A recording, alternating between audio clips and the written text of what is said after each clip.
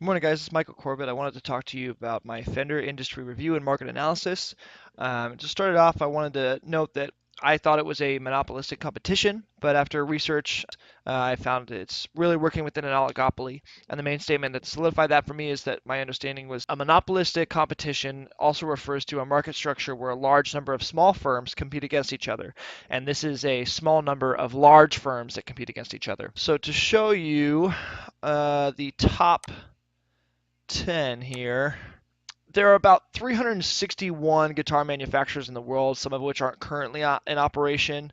And those top 10 that are here, they really hold about 75% of the market, this leaving nearly 350 manufacturers for the rest of the 25% market. And this fact verifies that Fender is working in an oligopoly. And I found this quote from NASDAQ.com, and it says that companies compete based on price, style of instrument, sound and sound quality, features, and brand recognition. And in these markets, for fretted instruments and guitar amplifiers, we and our significant competitors are each associated with particular musicians and groups. So they're trying to separate themselves more than it would originally seem. And they believe that their primary competitors are Gibson, Epiphone subsidiary Ibanez, which is a subsidiary of Hoshino. So next I wanted to go into the uniqueness of Fender and show kind of the outlines and the differences. So for standardization or uniqueness, they're definitely unique. Fender goes for a more easy on the eye, really nice looking lines. Gibson goes for this big, bold design to get your attention, and Ibanez does whatever they want to stand out. They do a really good job of doing it though, and it's definitely looks good.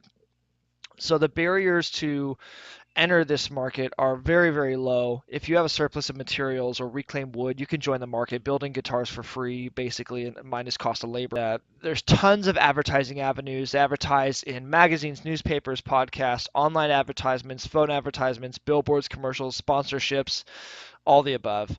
And they are a price maker. Although other companies create similar products, Fender is the largest manufacturer of guitars, setting the pace and the price. When they lower the price, other competitors have to do the same. So the market for musical instruments has been on a very, very heavy downward slope, but it is increasing in the last couple of years.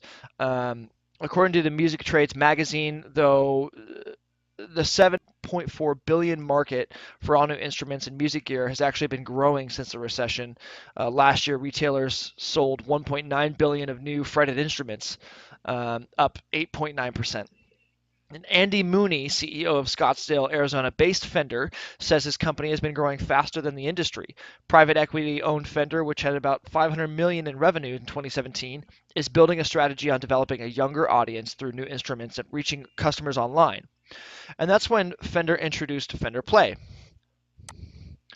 And Fender Play is an online subscription guitar lesson service that you can go on the computer or your phone.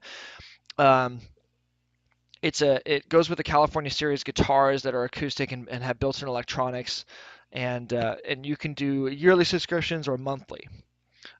This will affect the demand because in two ways. First, it will require users who want to learn guitar to purchase one if they don't have one.